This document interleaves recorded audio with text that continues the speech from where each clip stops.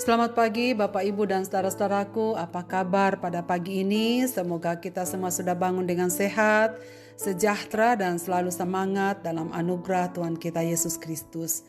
Bacaan kita pagi ini dari Lukas 22 ayat 40 sampai 43. Setelah tiba di tempat itu, ia berkata kepada mereka, "Berdoalah supaya kamu jangan jatuh ke dalam pencobaan."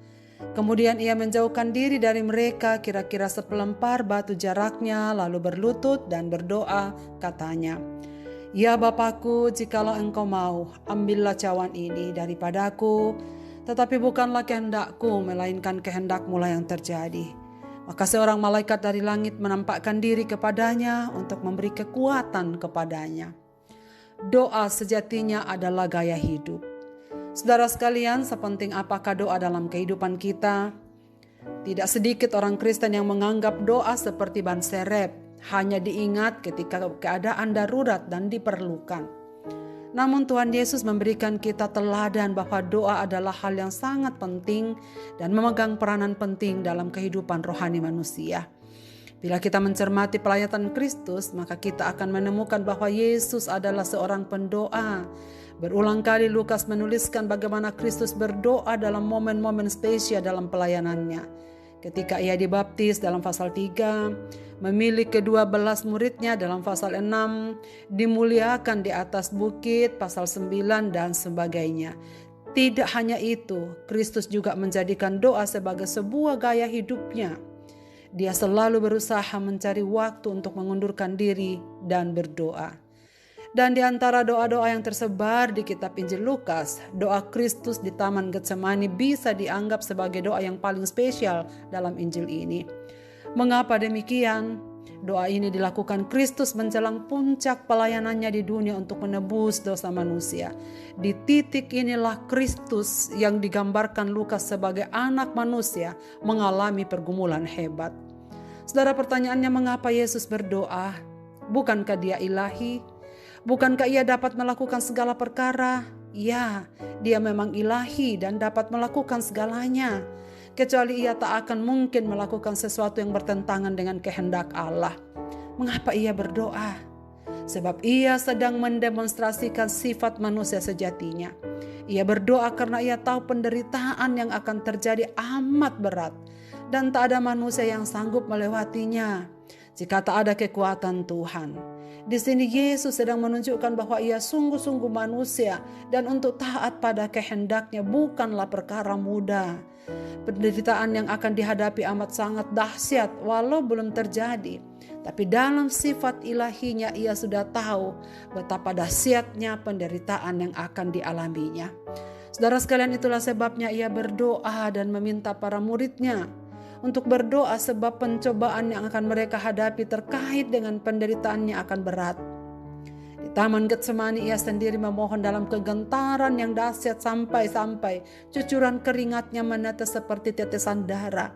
Dan ia memohon agar Bapa mengambil cawan yang melukiskan kesengsaraan yang berasal dari murka Allah yang dicurahkan kepadanya karena dosa-dosa manusia. Saudara sekalian, namun dalam doanya 3 kali berdoa hal yang sama jelas.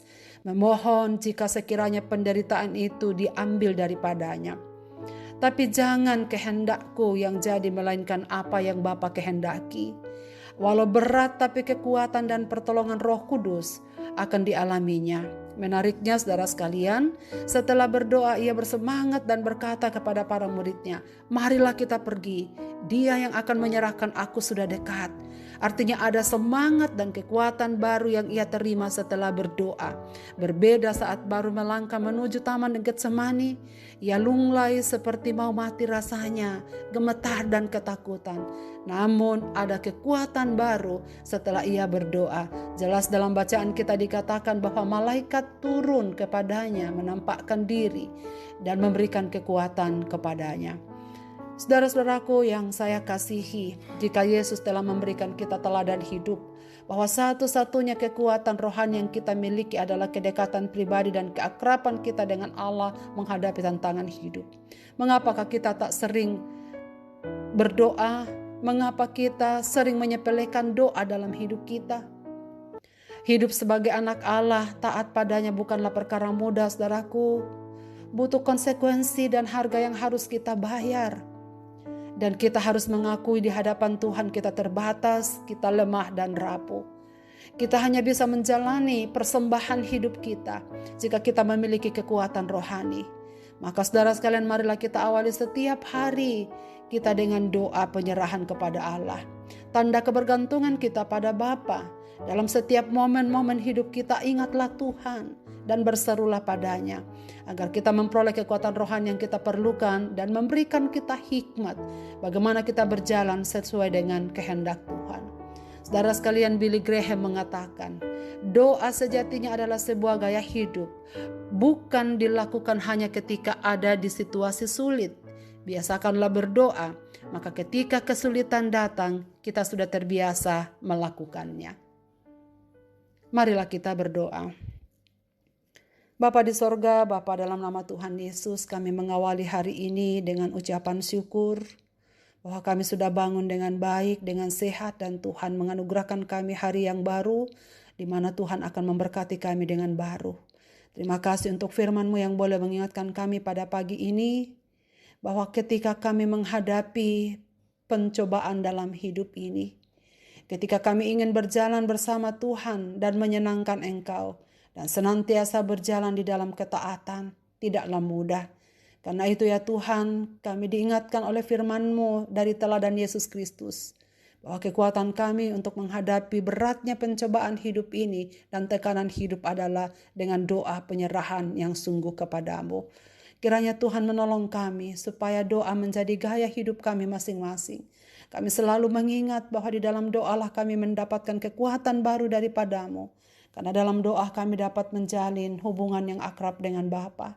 Dan kiranya firman-Mu pada pagi ini tertanam baik dalam setiap hati kami, khususnya setiap pendengar renungan pagi ini dimanapun mereka berada. Biarlah firman ini menjadi kekuatan dan pegangan mereka yang baru dalam menjalani kehidupan mereka. Sertailah aktivitas kami di hari ini ya Bapa, dan hadirlah dalam setiap keadaan hidup anak-anak-Mu di hari ini. Bagi mereka yang sedang menderita karena sakit penyakit, Bapa sembuhkanlah mereka.